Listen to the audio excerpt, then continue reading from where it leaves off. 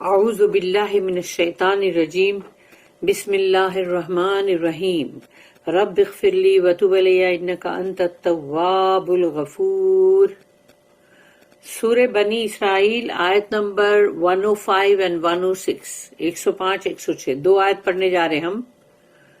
آیت نمبر 105، وَبِالْحَقِّ أَنزَلْنَاهُ وَبِالْحَقِّ نَزَلَ وَمَا أَرْسَلْنَاكَ إِلَّا مُبَشِّرًا وَنَذِيرًا رَبِّ اشْرَحْ لِي صَدْرِي وَيَسِّرْ لِي أَمْرِي وَاحْلُلْ عُقْدَةً مِّن لِّسَانِي يَفْقَهُوا قَوْلِي۔ اللهم أرنا الحق حقا وارزقنا اتباعه وأرنا الباطل باطلا وارزقنا اجتنابه آمین۔ یہ جو آیت ہے نا 105 نمبر کی، اس کے اندر ایکچولی اللہ نے جس طرح سے اس کے اندر بولا ہے نا، تو اس کو بہت جیسے دیکھا جائے تو اس کو ایک دم پاور سے مطلب پڑھنے کی ضرورت ہے، بولنے کی ضرورت ہے۔ وَبِالْحَقِّ أَنزَلْنَاهُ وَبِالْحَقِّ نَزَلَ، اس طرح سے یعنی جیسے ایک رعب دار انداز میں بولنے کی ضرورت ہے، کیونکہ اللہ نے یہ چیز قرآن کے لیے جو بولا ہے کہ وَبِالْحَقِّ أَنزَلْنَا، اور ہم نے حق کے ساتھ اس کو نازل کیا ہے۔ کس کو؟ قرآن کو۔ یعنی ہم نے اس کو سچائی کے ساتھ، ٹروتھ کے ساتھ، حق کے ساتھ اس کو نازل کیا ہے، یعنی کہ نیچے اتارا ہے۔ تو وہ نیچے اتارنا جو ہے وہ مطلب پہلے تو مطلب جو اوپر ایک دم آسمانوں، ساتوں آسمان کے اوپر جہاں سے اس کو اتار کر لایا گیا پہلے آسمان پہ، تو پہلے آسمان پہ جب لایا گیا تبھی ہی پورے فرشتے جو ہے وہ پوری قطار بنا کے اور پروٹیکشن دے کے، اور پھر جبرائیل علیہ السلام نے اس کو لایا اور پہلے آسمان پہ لا کے اس کو رکھا۔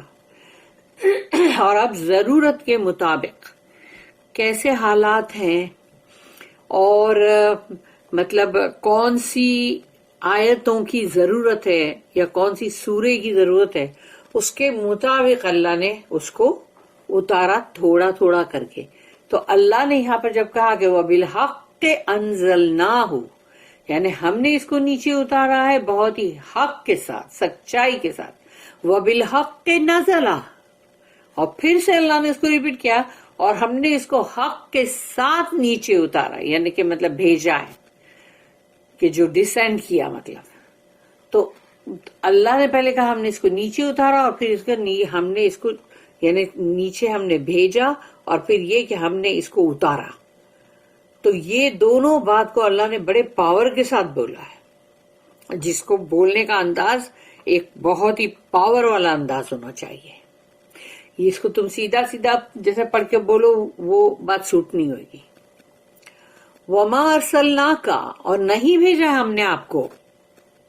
دیکھو اللہ کا اس میں دکھائی دیتا جلال اور غصہ، کہ مطلب ہم نے قرآن کو دیکھو ہم نے اتارا ہے بہت ہی حق کے ساتھ، ٹروتھ کے ساتھ، اور پھر ہم نے اس کو نیچے مطلب نیچے ہم نے اس کو جو بھیجا ہے تو یہ بھی حق کے ساتھ ہے، اور پھر نہیں بھیجا ہم نے آپ کو وَمَا أَرْسَلْنَاكَ إِلَّا، سوائے اس کے مُبَشِّرًا وَنَذِيرًا، جو بشارت دینے والے، خوشخبری دینے والے، خوشخبری کے لیے مطلب وہی ہے گلیڈ ٹائیڈنگز، اور نذیرا، جو وارن کرے، خبردار کرے، جو ڈرائے دھمکائے۔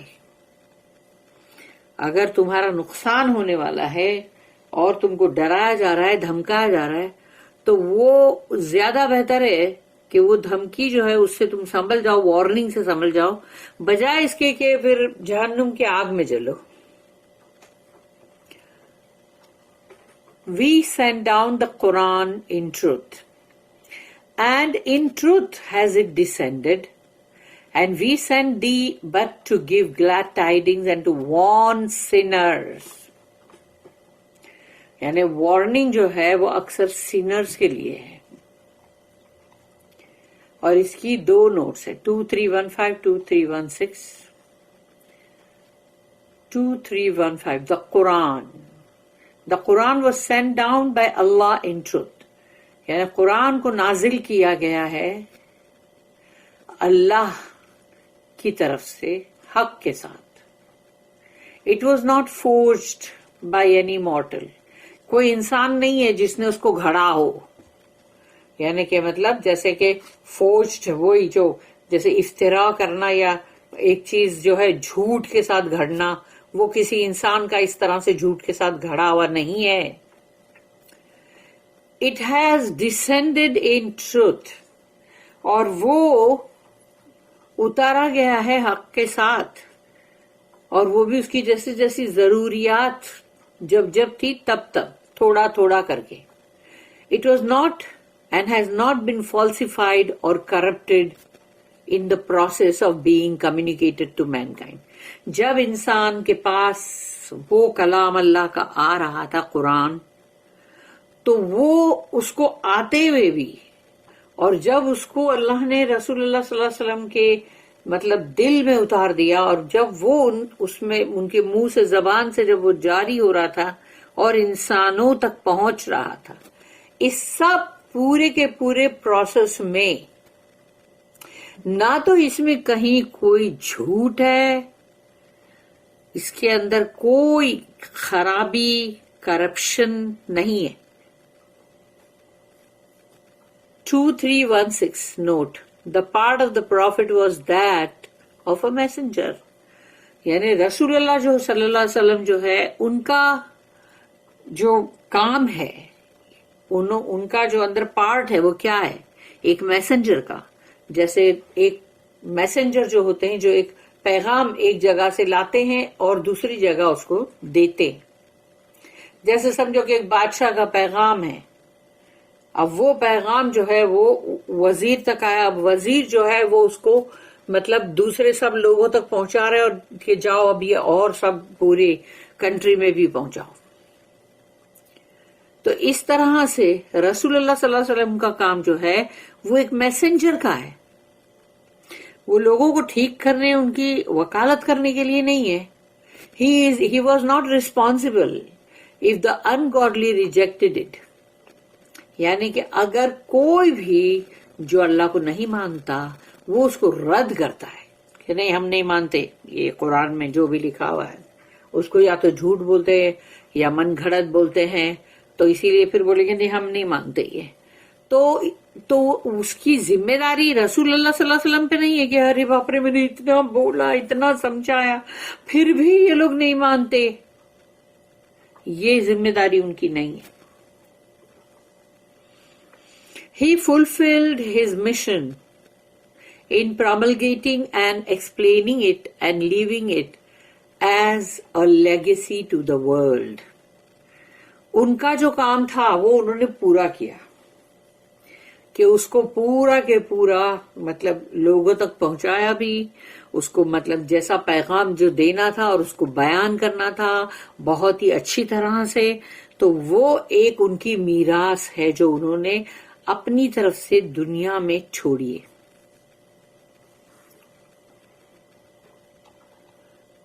پھر ہے آیت نمبر 106. وَقُرْآنًا فَرَقْنَاهُ لِتَقْرَؤُهُ عَلَى النَّاسِ عَلَى مُكْثٍ وَنَزَّلْنَاهُ تَنزِيلًا. اور اللہ یہاں پر یہ کہہ رہا ہے کہ وہ قرآن، اور یہ قرآن جو ہے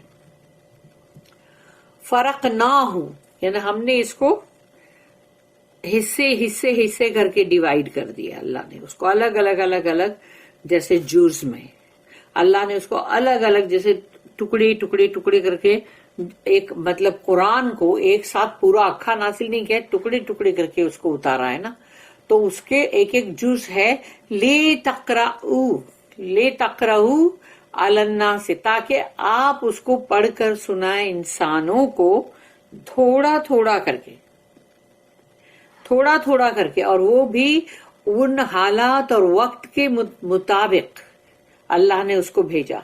یعنی کہ مطلب تھوڑا تھوڑا کر کے اللہ نے رسول اللہ صلی اللہ علیہ وسلم کے پاس جو بھیجا قرآن کو، اور وہ اس وقت اور حالات کے مطابق ہوتا تھا تاکہ اس کو وہ پڑھ کر سنائے انسانوں کو، تو ان کے لیے وہ ایسا نہ ہو جائے کہ جیسے کہ ان کو کچھ سمجھ میں ہی نہیں آ رہا ہے.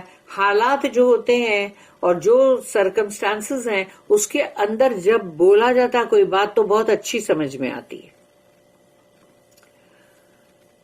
تو اعلی محسن یعنی کہ اللہ یہاں پر کہہ رہا ہے کہ جو تھوڑا یعنی کہ مطلب اس کو تھوڑا تھوڑا کر کے یعنی ٹکڑا ٹکڑا کر کے. محسن جو ہے وہ یعنی کہ مطلب انٹرول ہے، یعنی اس کے بیچ میں گیپس. یعنی تو ابھی سمجھو کہ ابھی ایک چیز پہلے آئی، اب اس کو سنائی گئی، 5 آیتیں آئی تو اس کو پہلے بتایا گیا کہ بھئی اقرا جو فرسٹ 5 آیت آئی تو وہ اس کے بعد پھر اس میں انٹرول ہے. تو یہ جو انٹرول ہے یعنی بیچ بیچ میں رکنا،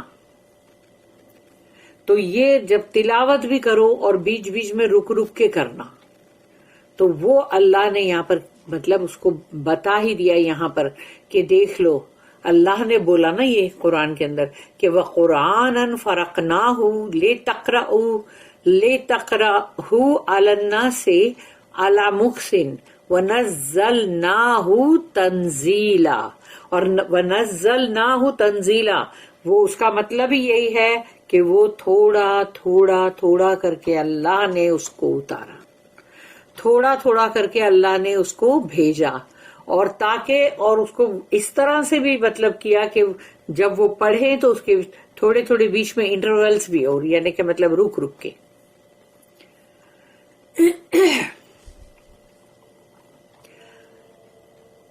It is a Quran which we have divided into parts from time to time in order that you might recite it to men at intervals. We have revealed it by stages. Iski noted 2317. The marvel is that these parts, revealed at different times and in different circumstances, should fit together so closely and consistently as they do.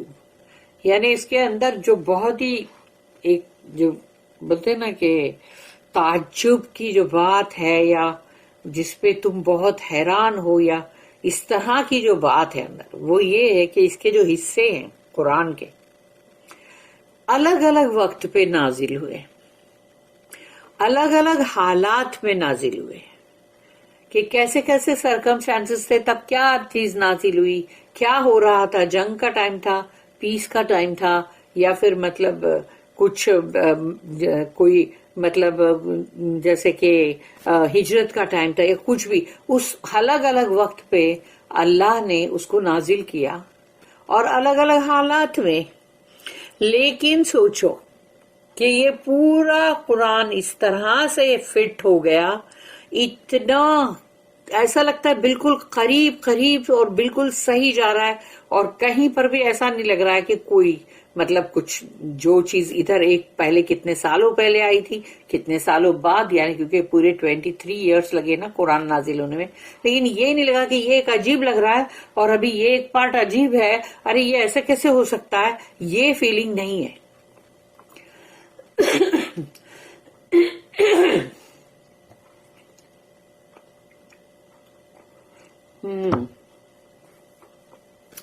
All revelation is progressive، یعنی کہ وہ آگے بڑھتا ہی جا رہا ہے. The previous revelations were also progressive، یعنی جو مطلب پہلے کے جو ریولیشن تھے وہ بھی ایسے ہی تھے کہ مطلب اس میں بھی آگے ہی بڑھ رہے تھے. Each of them marked a stage in the world's spiritual history. اور جو ہر حصہ قرآن کا ہے تو وہ جو روحانی مطلب دنیا کی روحانی جو اتہاس ہے، یعنی اس کی جو تاریخ ہے، اس کے اندر وہ برابر صحیح طریقے سے مطلب مارکڈ ہوا کہ ایسا نہیں لگتا کہ وہ کوئی کچھ الگ ہی ہے. یعنی سب کا برابر جو مقام ہے برابر اس کی طرح ہی وہ گیا قرآن، یعنی اسی طرح سے پورا کے پورا فٹ ہوا ہے. Man's mind does not take in more than his spiritual state will have prepared him. یعنی کہ ایک انسان کو اس کے روحانی جو اس کی قوت ہے، جو بھی اس کی روحانی طاقت ہے، جس کے لیے جو بھی روحانی اس کی قوت ہے، جو اس کو تیار کیا ہوا ہے اس کو، تو اس کا دماغ اس سے زیادہ لے نہیں سکتا. جتنا اس کو مطلب دیا ہوا ہے قوت روحانی، وہ اس کے مطابق ہی لے سکے گا. اسی لیے اللہ نے اس کو پورے ٹکڑے ٹکڑے ٹکڑے تھوڑے تھوڑے کر کے دیا نا. For Allah's revelation comes as a light to illuminate our difficulties. یعنی ہماری جو مشکلات ہیں اس کو آسان کرنے کے لیے اللہ نے یہ اپنا یہ کلام جو ہے، اللہ کا یہ جو قرآن ہے، یہ ہمارے لیے بھیجا. اور وہ آیا اس طرح سے ہے کہ اس کا جو نور ہے تو وہ ہمیں ہماری تکلیفوں کے اندر بھی، دیکھو ہم کو قرآن پڑھنے کے بعد اس میں سے جو روشنی ملتی ہے تو ہمارے جو مشکل ہے وہ آسان ہو جاتی ہے. ہمارے اندر کوئی سوچ چل رہی ہوتی ہے جو ہم کو پریشان کر رہی ہے، تو ہم کو وہاں سکون اور قرار آ جاتا ہے، اطمینان آ جاتا ہے. And show us the way in actual situations that arise. اور جو بھی اس وقت کے حالات تھے، حالات کے مطابق قرآن نازل ہوتا تھا، تو تم کو اللہ پاک اس میں سے نکلنے کا راستہ بتاتا تھا. جیسے ابھی کسی بھی انسان کو کوئی بھی ایسی کچھ اس کو مطلب ایک سوچ ہوتی ہے، کوئی فکر ہوتی ہے، یا وہ تکلیف میں ہوتا ہے، تو اگر وہ قرآن جب پڑھتا ہے اور اس کے اندر اس کو پتا چلتا ہے کہ اللہ نے مطلب جو چوز کیا ہے اس کے لیے، یا پھر اس کو جو بھی تکلیف ابھی آئی ہے اس کے اندر اس کے لیے ایک آزمائش ہے، اگر وہ اس پہ صبر کرتا ہے تو اس کو بہت بڑا ریوارڈ ہے. تو یہ ساری چیزوں کو جب قرآن کے اندر بندہ پڑھتا ہے تو پھر وہ وائے بولا نہیں کرتا، اس کی جگہ وہ بہت اطمینان میں ہوتا ہے اور صبر کرتا ہے، اس کو صبر آ جاتا ہے. اسی طرح سے کہ جب اس کو بہت خوشی ملتی ہے تو جب وہ قرآن پڑھتا ہے تو اسے پتا چلتا ہے نہیں یہ خوشی ملی ہے، لیکن اس میں مجھے اللہ کے سامنے اور جھک جانا ہے شکر کے لیے، بلکہ مجھے پفڈ اپ نہیں ہونا ہے، بہت گھمنڈ و غرور نہیں کرنا ہے. تکلیف آتی ہے تو اس وقت بہت زیادہ وائے بولا نہیں کرنا ہے، بہت رونا پیٹنا یہ کیا ہے بابا، یہ سب نہیں. اس کی جگہ بہت ہی خاموشی کے ساتھ صبر کرنا، اللہ کی مطلب عبادت میں لگنا. تو یہ تمام چیزیں جب ہی آتی ہے نا، تو اس لیے بہت ساری ایسی چیزیں جو قرآن کے اندر ہم کو پوری زندگی بتانے کے لیے ملتی ہیں. فیملی لائف، ہر چیز، حجاب کی سبھی چیز ملتی ہے ہمیں. تو وہ ہمارے لیے ایک نور ہے جو ہمیں ہر ڈیفیکلٹی میں ہم کو وہ ایک روشنی بن کے ہمارے سامنے آتا ہے، جس سے کہ ہم اس سے باہر نکل سکیں.